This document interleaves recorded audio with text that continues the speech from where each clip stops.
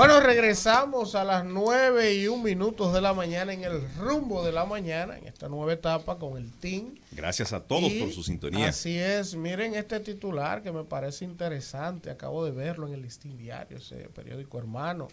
Dice, Monorriel de Santiago va a estar listo a finales del 2024 y lo importante es que alguien lo va a inaugurar. ¿Cómo Dice así? el presidente Luis Abinader. Pero ¿cómo así? Bueno, alguien lo va a inaugurar. Alguien lo va a inaugurar. Pero al país no le cabe Como duda. Abinader en su momento inauguró obras que dejó el PLD inconclusas. Tú vas a decir del Bisanto lo que el propio presidente no dijo. Ahí es que tú me quieres llevar, ¿verdad? No, porque si él que está diciendo que alguien lo va a inaugurar, no venga tú de chauvinista a decir alguien no. Usted, presidente. Ok, me asumo. En este momento, el escenario electoral pinta que las obras del 2024 a final, 2025, 2026, 2027 y 2028 las inaugurará Luis Rodolfo Abinader y Corona en este país. ¿Y los números del premio ese que salen los sábados cuál es? ¿Eh? Yo no hablo de adivinanza. Yo no hablo de adivinanza. Aladino. Hablemos de eso. De esa misma lotería, usted sabe. Yo no hablo de adivinanza. Yo hablo de cosas certeras, de cosas precisas. Que están a la vuelta de la esquina. Eso mismo quería Donald Trump en febrero del 20. ¿Usted atreve que abramos la línea, ve? No es tiempo de reelección. No es tiempo de reelección. No es tiempo de eso. Y Luis reelección a diario. Aquí hay un gobierno enfocado en realizar una obra de adesentamiento de las cosas públicas. Miren. Adesentamiento del Estado. Vamos. Otra cosa importante es que el presidente dijo en una entrevista hoy que dio un hermano programa.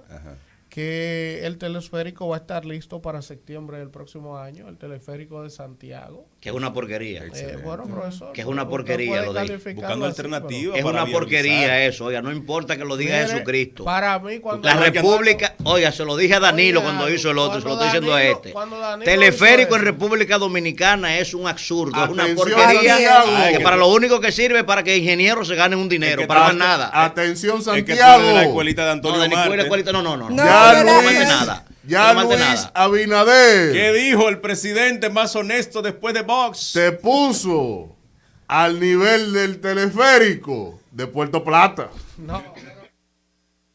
Rumbo de la mañana. Una rumba de actualidad con rumbo a la veracidad. Un noticioso trayecto que su huella dejará. Es el rumbo. Miren, con relación a eso que Manuel ha estado planteando, yo desde el inicio, cuando el presidente Medina en su momento anunció la construcción de un teleférico, yo tampoco lo entendía, porque el telesférico es un medio de transporte característico en ciudades montañosas, en ciudades de difícil acceso a las áreas, a algunas áreas urbanas, por ejemplo en Medellín hay teleférico. En Venezuela, específicamente en Caracas. A mí, para yo haber invertido la cantidad de dinero que se ha invertido en construir telesféricos, yo hubiese preferido líneas de metro. Aunque hubiese salido quizás un poquito más caro, porque el metro ha mostrado ser el medio de transporte colectivo más eficiente y que mejor resulta. Lo que pasa que por un tema logístico, un tema de facilidad, un tema de rapidez, porque de también mezquindad, tú desde el punto de vista político quiere dejar resultados. Y todos tenemos que estar conscientes que el PRM, en este caso, pero haciendo un metro se deja resultados. Porque, oye, puede pasar el gobierno que sea, y ese siempre va a ser el metro de Leonel. El problema es siempre. Por esa mezquindad es que muchos no han querido continuar también de Diandino, las líneas del metro. El metro de Diandino, digan. El tema es que los políticos apuestan por dejar obras de infraestructura que no necesariamente son las más idóneas, son las más lógicas, pero sí son las más fáciles de construir para ellos. Puedo decir, eso lo hice yo. Para que los ingenieros se ganen unos cuartos. Eso también. ¿Tú sabes por qué Manuel dice que es un disparate? Yo te voy a decir por lo siguiente. Los teleféricos, el problema que tienen es que cada vez que llueve hay que paralizarlo. Pero no solo eso. Pero dijo Antonio Marte la semana pasada que una huevita con 7 gente ¿Y dónde está ubicada la ciudad de Santiago Los Caballeros?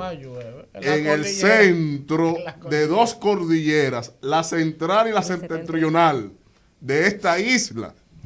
Por Dios. Es que, pero oye lo mejor. Esto nada más, esto es una compravenda de Luis Abinader a la misma claque corrupta que tenía ahí Danilo Medina. Porque quien está construyendo eso es el mismísimo que lo construyó con Luis Abinader. Cuando se habla de métodos alternativos de tránsito en este país, la gente que tiene vinculación con los gobiernos de Leonel Fernández no puede hablar de corrupción. Aquí no hay una obra de tránsito más. Si Danilo es corrupto, ahí tienen ellos una pequeñita alianza. Yo no quiero acusar a nadie, pero en este país no hay ninguna obra de movilidad vial que involucre tanta corrupción como el metro de Santo Domingo. Miren, hay una ciudad, por encima inclusive de la ciudad de Santo Domingo, que tiene una planificación estratégica de su territorio, que los sectores productivos y sociales están en un solo plan de desarrollo provincial, es la ciudad de Santiago. Y Luis Abinader conoce bastante bien eso. Pero entonces, la planificación de Santiago, ¿usted sabe qué incluía? Un tranvía, no estos carritos voladores. Miren. ¿Por qué? Porque no es factible en una ciudad que llueve tanto, que hay tantas amenazas de relámpago, tú meterle ahí un teleférico. Miren, los teleféricos, señores, solo se utilizan en lugares donde no hay condición para ningún otro medio de transporte. Oiga bien, todo el mundo sabe que en este país, para usted hablar de solución del transporte, tiene que hablar de colectivización. Tú te vas a la ciudad de Santo Domingo, por ejemplo, el Gran Santo Domingo, y tú sales por la mañana y hay 900,000 vehículos en la calle. Cuando tú miras, tú analizas, tú tienes 450,000 o 500,000 vehículos que andan con un pasajero. Que tú lo que tienes es congestionado la ciudad con un vehículo, con un pasajero. Nadie que me hable a mí de teleférico en la República Dominicana me está hablando de solución de transporte. Me está hablando de que tú estás patrocinando ingenieros que aportaron a tu campaña para que recuperen su dinero. Más nada es eso. Vamos a recibir un importante invitado en este espacio en el día de hoy. Se trata del economista Iván Rodríguez, que nos acompaña a través del Zoom, y vamos a recibirlo con un fuerte aplauso. Claro que sí. Sí, para que enfríe esto, Iván. No, defiéndelo tú. La gente comieron pimienta hoy. No, lo que pasa es que a Danilo se le dijo y usted no quiere que le digan a ustedes. Eso es lo que pasa. Iván, esta gente comieron pimienta hoy, ¿cómo va todo? No se escucha. No se está escuchando. No se está escuchando ahí, vamos a ver. Ya soy yo ya. Ahora sí. Era yo que tenía el micrófono apagado. Bien, ¿y ustedes cómo están? Estamos bien, honrados de recibirle por acá. Gracias. Don Iván, dígame. Vamos a iniciar esta conversación aprovechando de su experiencia como economista, ¿no? Para que podamos hacer un análisis, una proyección de varios temas claves aquí, la economía dominicana en el año 2022, qué proyecta Iván Rodríguez que va a pasar con esta economía, que el año pasado hubo que coger más de 2.400 millones de dólares prestados. Aparentemente estamos creciendo demasiado desde el punto de vista de comprometer el PIB, la capacidad de endeudamiento del país. El turismo se ha reactivado, que eso es importante desde el punto de vista económico, pero en sentido general, ¿qué ve Iván del manejo macroeconómico que están teniendo las autoridades para entrar a este año 2022? Bueno, mira, en primer lugar, aunque las instituciones no son la gente, no dejan de estar íntimamente vinculados. O sea, el buen funcionamiento de una institución tiene mucho que ver con el expertise del personal que dirige esa institución. Quiero comenzar por ahí para señalar que el rector de la política macroeconómica del país no ha cambiado en los últimos 16 años. Me refiero al gobernador del ente emisor, del Banco Central. Es el diseñador de la política monetaria y de la política cambiaria, financiera, crediticia del país, sin interrupción desde el año 2004. De manera que el enfoque de política fundamental desde el punto de vista macroeconómico está en manos de la misma persona y del mismo equipo de funcionarios que han gestionado esa política en el país. Digo eso para señalar que en términos de manejo de política económica, el país no ha tenido ninguna variación. Por otro lado, la parte fiscal ha cambiado el personal central, el ministro y los viceministros, pero la política fiscal sigue siendo la misma que la política fiscal de los últimos 16 años. No ha habido variación en la conducción ni de la política monetaria ni de la política fiscal. En cuanto al tema del crecimiento del año pasado, ya no tenemos la cifra definitiva, la última cifra oficial publicada, que es la que se hace a través del marco macroeconómico, que por ley es un documento que se revisa trimestralmente entre 3 instituciones: Ministerio de Hacienda, Ministerio de Economía, Planificación y Desarrollo y Banco Central. La última publicación del marco macroeconómico fue el 10 de agosto, y para el 10 de agosto se estaba recalculando un crecimiento real del Producto Interno Bruto de un 10%. Cuando digo real, quiero decir libre de inflación, es decir, a precio constante. Con inflación el crecimiento es de un 18%, pero las últimas cifras dadas por el Banco Central, que es quien lleva las estadísticas macroeconómicas fundamentales, dijo que hasta noviembre el crecimiento había sido en promedio de un 12%. Entonces, si la cifra final es un 12%, el crecimiento real con relación al 2020 sería de un 5.7%, es decir, que ya no podríamos hablar de un rebote estadístico, por un rebote estadístico si hubiéramos tenido un crecimiento de un 7, de un 8. Y se recuperaría el crecimiento del año 2019 en más de un 100%. El tema del endeudamiento. Vamos a analizar la parte fiscal. El gobierno terminó el 2021 con buenos resultados fiscales. Obviamente, de acuerdo a las informaciones de las autoridades fiscales del país, se terminó prácticamente con un equilibrio presupuestario. Pues se está hablando de menos de un 1% de déficit fiscal, cuando el país en los últimos 8 años estuvo manejándose alrededor con un 4% de déficit. Si terminamos con un déficit cerca del 1%, podemos decir que no terminamos con déficit. Entonces, ¿qué pasó con ese endeudamiento que ustedes señalaron ahí, que es bastante alto?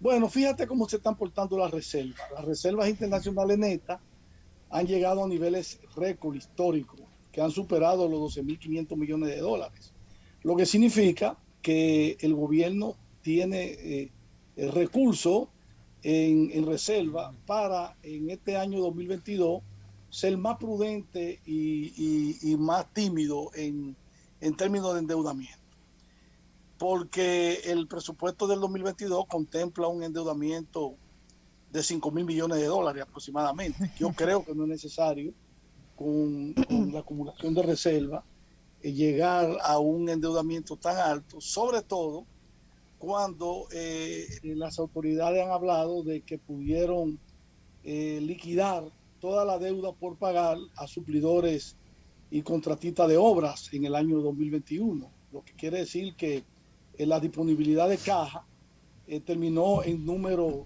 azul, en número positivo. Entonces, este año 2022, yo creo que las proyecciones del marco macroeconómico para el 2022 son optimistas. Son optimistas, se está hablando de un crecimiento de un 5.5%, porque tenemos un entorno internacional muy desfavorable al que el Fondo Monetario proyectó en octubre. Iván. Generalmente, sí, dígame. Sí, la semana pasada el presidente, el gobierno, envió una nota de prensa donde dice que cerraron el 2021 sin nuevas cuentas por pagar por primera vez en 16 años. y hablan de que se disminuyó la deuda consolidada de un 69.5 a un 63%. A mí me surgieron muchas inquietudes, sobre todo en un año donde aquí se tomaron tantos préstamos. Entonces, mi pregunta es la siguiente.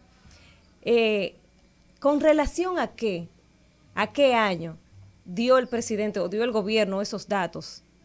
¿En comparación con cuál año? Porque ellos hablan del 2021, pero sabemos que tuvimos un año atípico, que fue el 2020.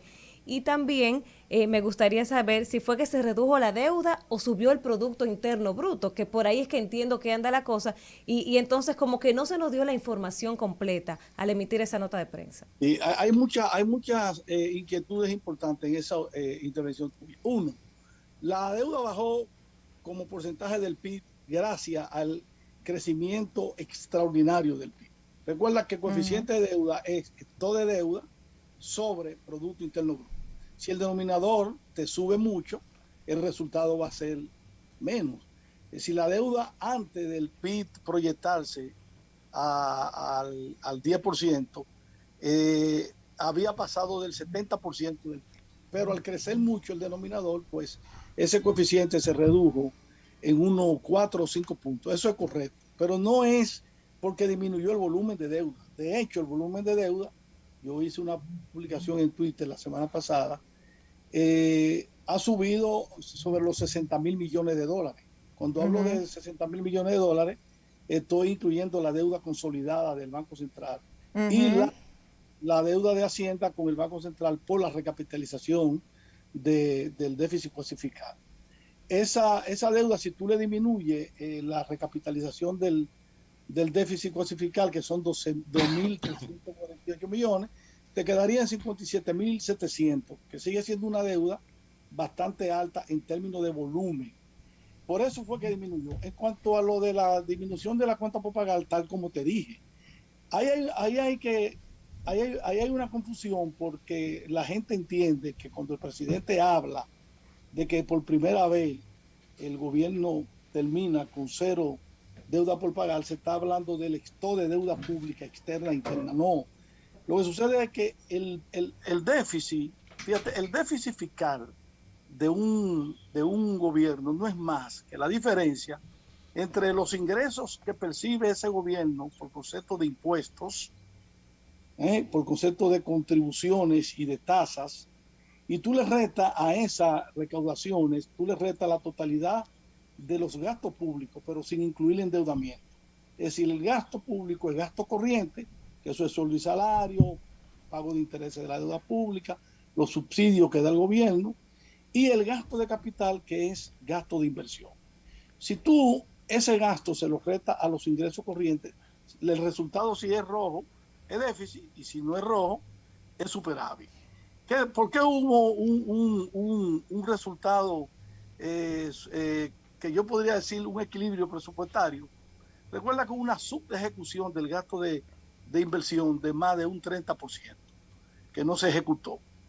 Y eso le quedó en disponibilidad al gobierno. Pero por otro lado, el año pasado el gobierno recibió cerca de 60,000 millones de pesos, que no va a recibir este año, por tres conceptos. ¿Por cuáles son? Iván.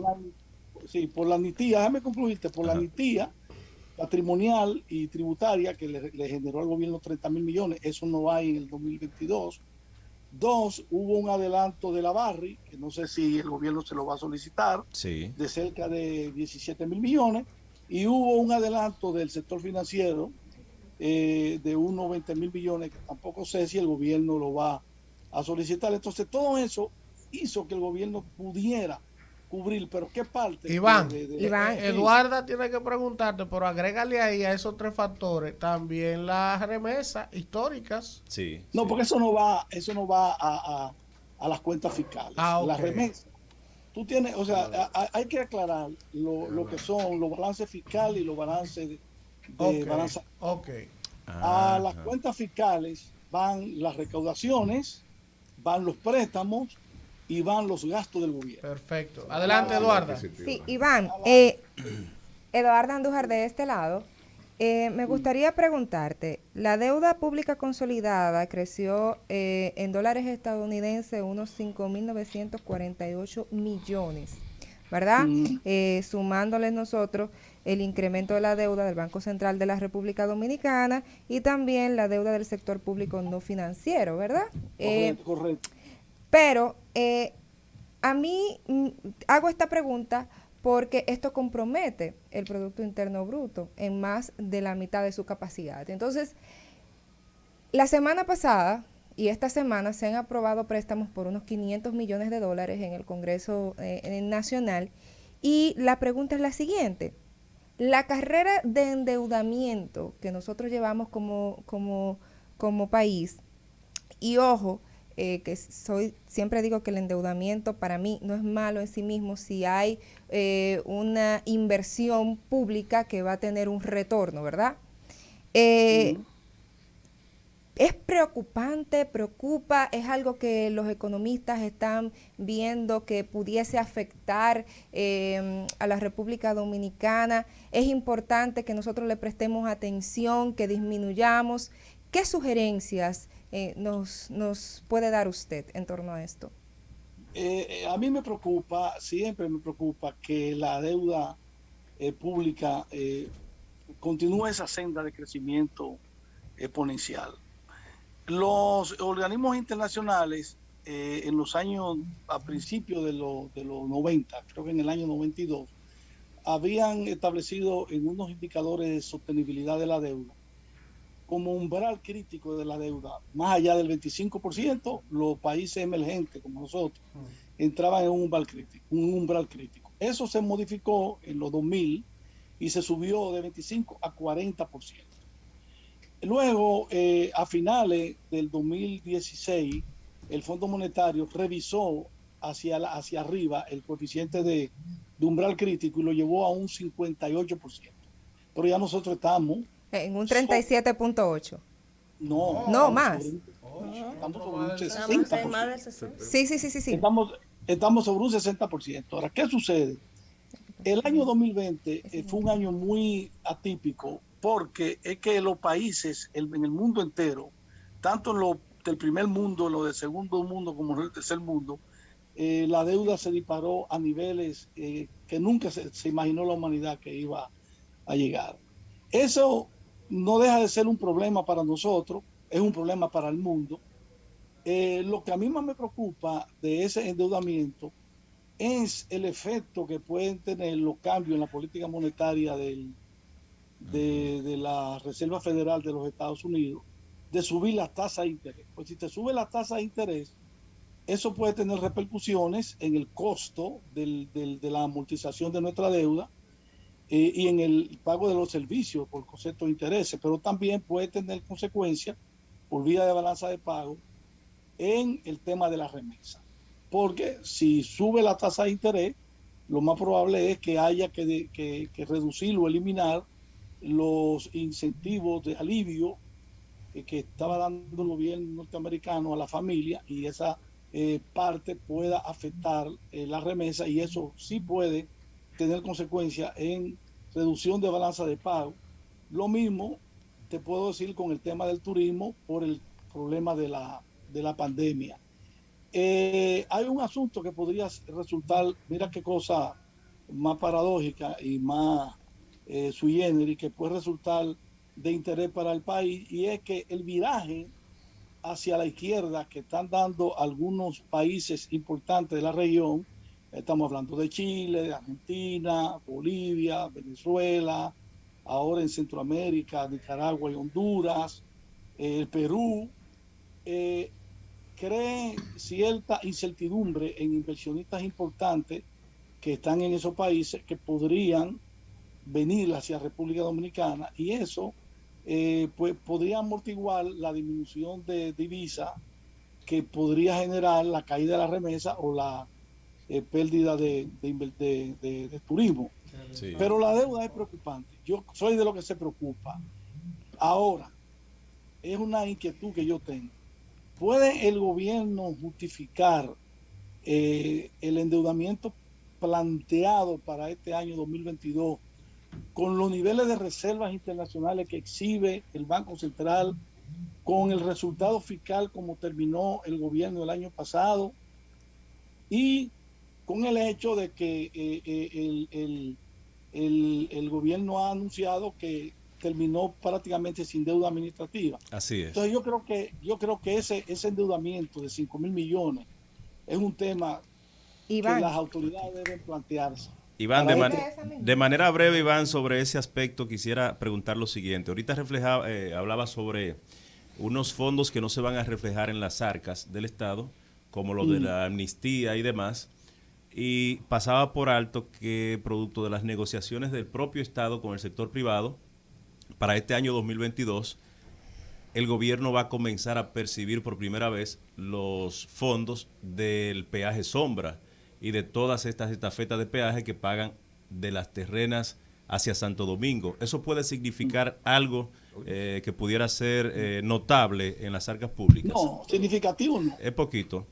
Eso es muy poco. Pero ¿tú crees que Luis resolvió nada con eso? Bueno. Eso es Estado cuando tú estás hablando de un presupuesto que supera el billón. Iván, es poquito. Hay un punto, Iván.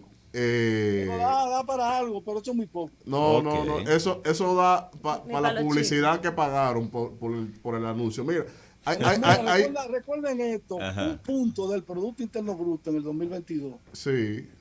Son cerca de 60.000 millones de pesos. Wow. Correcto. Un punto. 60.000 millones. O sea que si tú dices, se van a recaudar extra 20.000 millones, tú estás hablando de 0.25. Exactamente. Producto Interno Bruto. Y por eso la reforma fiscal la tuvieron que tumbar, porque por cada punto que tenían que subirle al PIB de recaudación, no iban a masacrar a todo el mundo. Ahora, ese fue un error del gobierno. No haberlo hecho. Porque iba a hacer reforma fiscal en un año. Correcto. Como que tú acababas de salir de una pandemia. Estaba en medio de una pandemia. No creo que eso sea prudente. Don Iván, puntualmente, el tema de la inflación. Eso es preocupante. Y de la calificación de riesgo país que tiene ahora mismo República Dominicana en las agencias calificadoras que nos tipifican a los niveles de Venezuela, de Haití y países como esos. No, eso no es verdad. No, nosotros tenemos una buena calificación tanto de Standard & Poor's como de Fitch y de la otra calificación de Moody, de Moody. Nosotros hemos mejorado la calificación porque es como yo te dije al principio, la política fiscal no ha variado, el concepto de los últimos 16 años en materia de gestión de deuda ha sido bueno. Sí. Yo siempre lo decía cuando estaba en la oposición del PRD, del gran PRD, del viejo PRD, y lo decía cuando estuve como funcionario del gobierno, en el gobierno pasado. La deuda pública el manejo ha sido exitoso y eso ha sido ponderado positivamente por el Fondo Monetario Internacional en todas las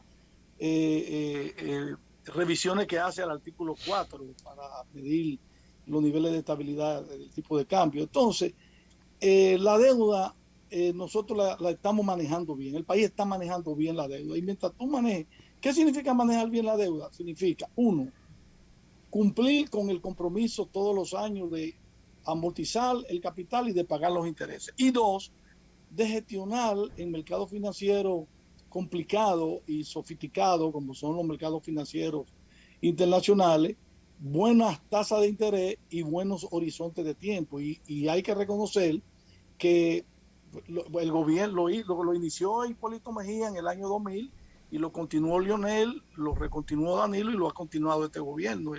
Ir a los mercados financieros a colocar deuda. Ya desde el gobierno pasado se ha creado y eso también es un aporte del gobierno pasado que lo ha continuado, el tema de dominicanizar deuda en mercados financieros internacionales.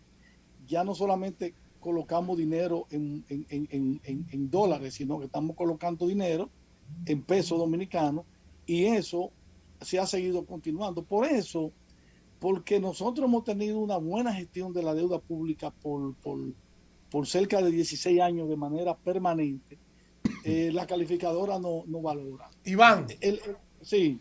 la inflación. Muchísimas gracias, Iván. Por la inflación, sí. La inflación es el impuesto más peligroso. Iván. Y tenemos ese impuesto que nos está dando hoy en la madre.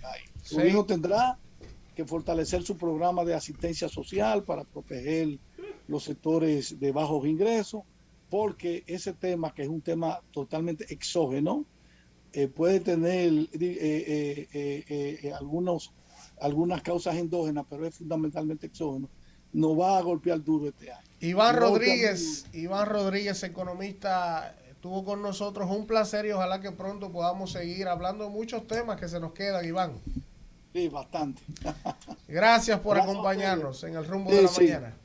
Rumbo de la Mañana.